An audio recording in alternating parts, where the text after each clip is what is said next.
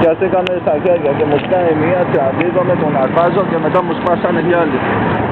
Κάτσε μαλάκα, θα καλάτε το πει. Να δω την πληγή ρε. Δεν είναι ρε, εδώ πέρα ξεστάμε. Εντάξει. Πού πάτε?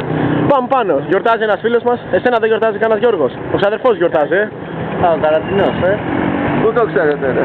Δεν το ξέρουμε. Πώς θα το πήρε ρε? 2.000.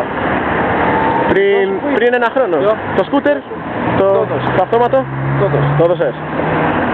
300 ευρώ. Να μαλάκα. Τι καλά ρε. Μαλακία. 125 κυβικά. Όλα μέσα φτιαγμένο τούμπανο και το έδωσα 300. Ήταν ακριβά τα πλαστικά όμως. Εμένα ξέρεις πόσο έχουν τα πλαστικά.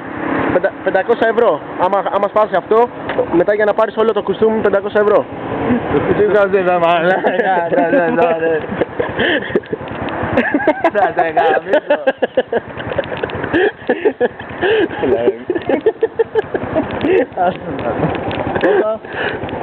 Έφυγε το flash.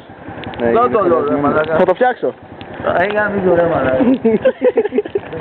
Εδώ πέρα πήγαινε. Ναι. Εδώ πέρα πήγαινε. Ναι. Και έχει ένα μουντάκι με ένα μήνυμα μέχρι εδώ και βγάζει. Πάω. Άντε. Άντε.